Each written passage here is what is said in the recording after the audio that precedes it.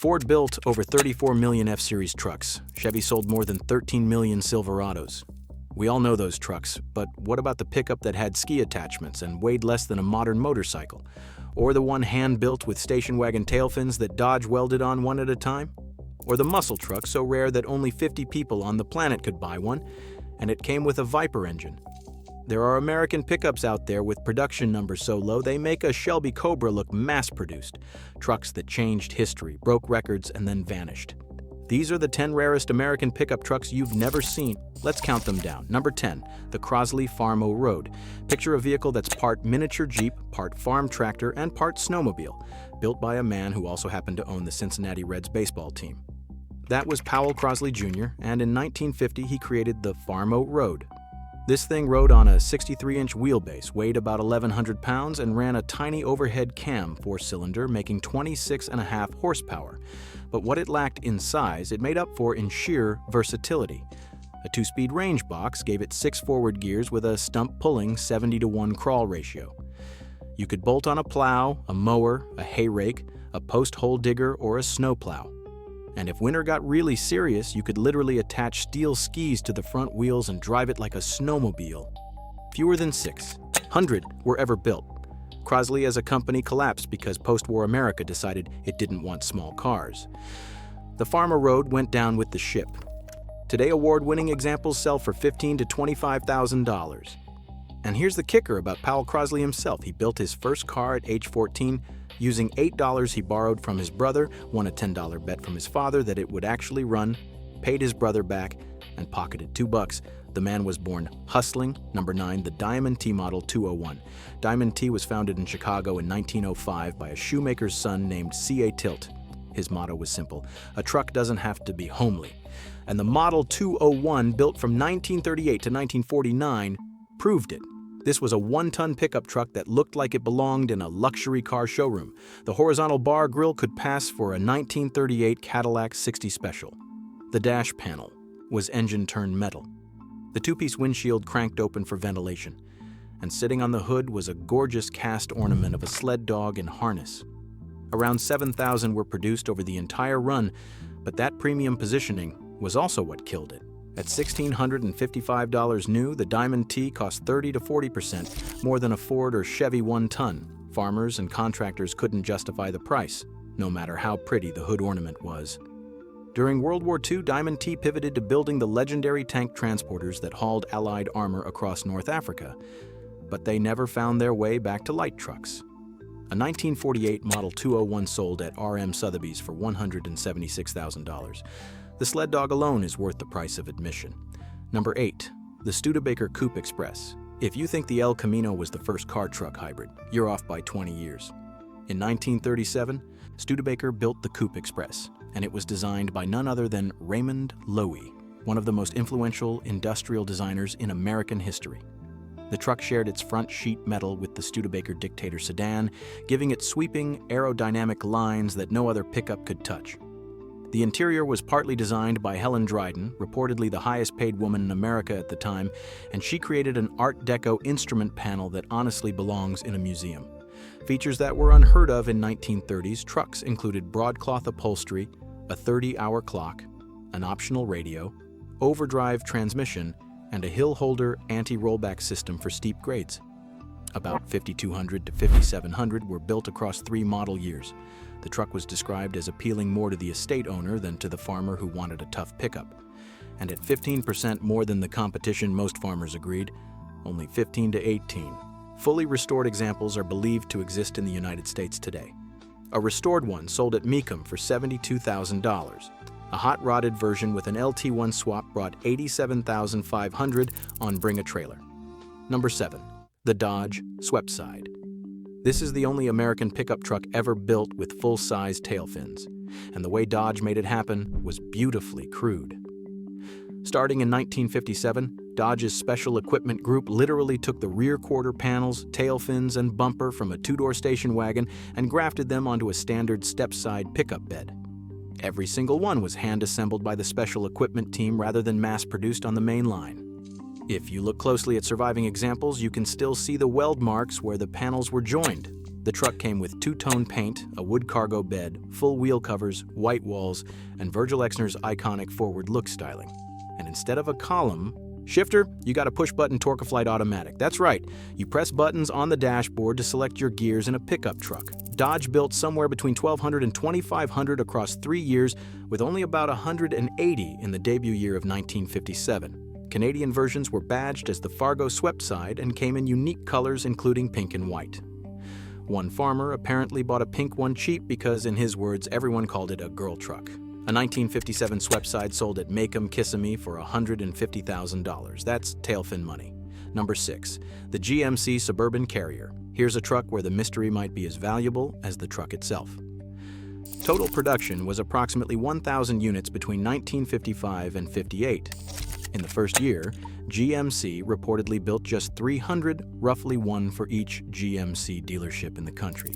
Today, only 24 are known to exist. The Suburban Carrier was GMC's version of the Chevrolet Cameo Carrier, with fiberglass rear fenders concealing a conventional steel cargo box underneath.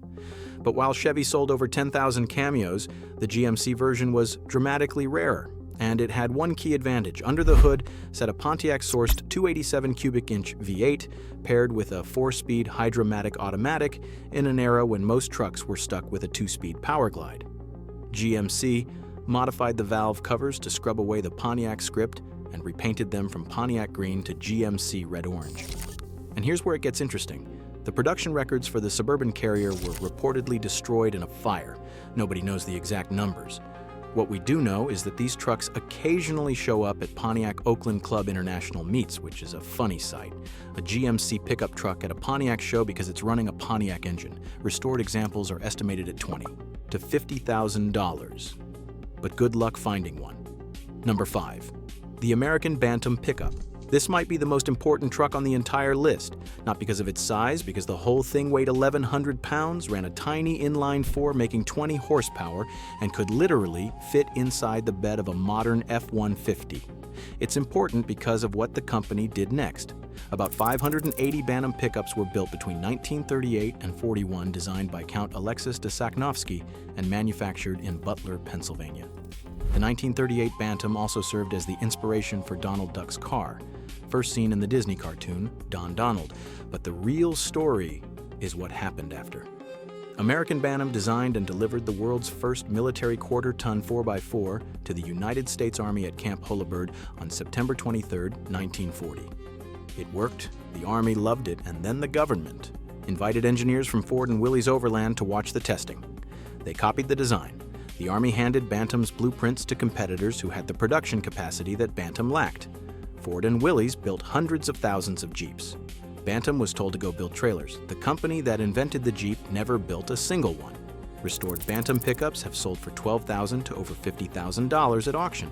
But the real value is the story. Every Jeep, every Wrangler, every military 4x4 on the planet traces its DNA back to a tiny company in Pennsylvania that got robbed in broad daylight. If you're learning something new with every truck on this list, hit that subscribe button. I cover forgotten automotive history every week. Now let's talk about the most creative origin story of any vehicle ever made. Number 4. The Powell Sport Wagon. Two brothers in Compton, California decided they wanted to build a brand new pickup truck. They had no factory, no major investors, and no automotive engineering background. Hayward and Channing Powell had previously made radios, motor scooters, and lightweight motorcycles. But somehow, they figured out a way. Their plan was brilliantly insane. They drove around Southern California junkyards buying up wrecked and abandoned 1940 and 41 Plymouth sedans. They stripped the chassis, engines, transmissions, and running gear, completely rebuilt everything, and then bolted on new stamped steel and fiberglass bodies designed specifically for cheap manufacturing. All flat panels, no compound curves. The result was a brand new truck for under $1,000 when the average new car cost $1,700. The Powell had some genuinely clever touches: a hidden cylindrical drawer built into the body for fishing rod storage, a spare tire compartment concealed under the deck, and a rugged simplicity that made it surprisingly practical. About 1,020 pickups were built between 1955 and 57. And here's the part that makes this story perfect. Production didn't end because of financial failure, it ended because they literally ran out of old Plymouths in the junkyards. By 1957, the Ford Ranchero had arrived and made the crude Powell instantly obsolete anyway. The Peterson Automotive Museum later crowdfunded the restoration of the very last Powell ever built. Matchbox released a die-cast model in 2020. Asking prices today range from $8,000 to $26,000. Not bad for recycled Plymouths. Number 3. The GMC Cyclone. In 1991, GMC built a compact pickup truck that could beat nearly every sports car on the planet. And then they proved it in the most humiliating way possible. The Cyclone packed a turbocharged 4.3-liter V6 making 280 horsepower and 350 pound-feet of torque, fed through a Borg Warner all-wheel drive system and a Corvette-sourced 4-speed automatic. This thing hit 0 to 60 in 4.3 seconds, faster than the 1991 Corvette, faster than a Porsche 911 Carrera 4, and faster than a Ferrari 348. Car and Driver's legendary September 91 comparison test put the $26,000 Cyclone against a $122,000 Ferrari at a drag strip. The Cyclone won by 3 car lengths. That photo became one of the most iconic images in automotive journalism. GMC built exactly 2,995 Cyclones, plus 3 more for a phantom 1992 model year that officially doesn't exist. 113 were exported to Saudi Arabia with metric dashboards. 31 came back unsold and were sold to GMC employees by lottery for $12,500 each. 10 special Marlboro Edition Cyclones were designed by Larry Shinoda, the man who penned the Corvette Stingray and the Boss Mustang. One Cyclone was tragically destroyed in the federal Cash for Clunkers program in 2009. Jay Leno owns one. The highest recorded sale was $130,000 on Bring a Trailer. Most trade between $30,000 and $50,000. Number 2. The Dodge D100 Custom Sports Special with the 426 High Performance Package. Before the Lightning, before the Cyclone, before the 454 SS, before any of them there was this truck, the original factory muscle truck built in 1964, 14 years before the Lil Red Express, and 27 years before the Cyclone. Dodge's Special Equipment Group crammed a 365 horsepower 426 Street Wedge Vi-8 into a humble D100 pickup. This was not a simple engine swap. A frame cross member had to be torched out and replaced. The firewall was physically dented to clear the exhaust manifolds. Custom brackets were hand-fabricated for the traction bars. Every single truck required extensive handwork. Only about 50 were ever built, 31D 100s and 19D 200s. Roughly 11 to 30 are confirmed to still exist. The whole idea came from a disc jockey named Dick Boynton, who had stuffed a 413 Max wedge into his own D100 and called it the Drag Master. He won his class at the 1963 NHRA Winter Nationals, running 12.71 seconds at 108 miles per hour in a 3,900-pound truck. Dodge saw that and said, "We can sell this." There's a great story about one of the original owners as his dealer accidentally shipped him a 318-powered truck instead of the 426 he ordered. He let his street racing buddies beat him for weeks. Then, when the real truck finally arrived, he asked for one more shot. You can guess how that went. Quarter-mile time in the reel. Truck was 14.1 seconds at 102 miles per hour. Genuine documented examples almost never come to market. When they do, they're expected to command 6 figures. This truck is the granddaddy of every muscle truck that followed.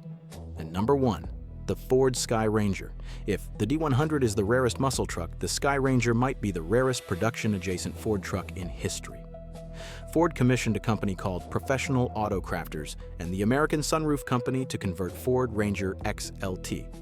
Extended cabs into full convertible pickup trucks with a manually retractable soft top. Each Sky Ranger got a 4-liter Cologne V6, 5-speed manual, 4-wheel drive, custom aluminum alloys, a front air dam with fog lights, side graphics, and a small rear wing above the tailgate. The soft top folded behind the seats and tucked under a tonneau cover. The designer behind the conversion, Bob Kaiser, had previously worked on the legendary Dia 150. Dream car owned by Bobby Darin. Ford made somewhere between 14 and 17 of them. That's not a typo. 14 to 17, total ever. The problem was simple. Nobody at Ford knew how to sell a convertible pickup truck. They never produced real marketing materials. One brochure was printed, and that brochure itself has sold on eBay as a collectible. Most Ford dealers had no idea the Sky Ranger existed. One example in Shelby Township, Michigan, has been listed on Craigslist and eBay repeatedly over the years, priced between $25,000 and $40,000, with the owner seemingly more interested in spreading the word about the truck's existence than actually selling it. The only verified auction sale was $13,200 at RM Sotheby's back in 2008. Hagerty can't even give it an official valuation because there aren't enough comparable sales. 14 trucks, one brochure, a designer who worked on Bobby Darin's dream car, and almost nobody on Earth knows this truck was ever made. That's the kind of thing that makes American truck history endlessly fascinating. From a micro truck with ski attachments to a convertible Ranger that Ford forgot about, these 10 trucks prove that the wildest stories in the automotive world aren't always sitting in the spotlight. Sometimes they're hiding in a barn in Pennsylvania or listed on Craigslist by a guy who just wants you to know they exist. If you want to see another deep dive into forgotten American vehicles, click the video on screen now and subscribe so you don't miss the next one.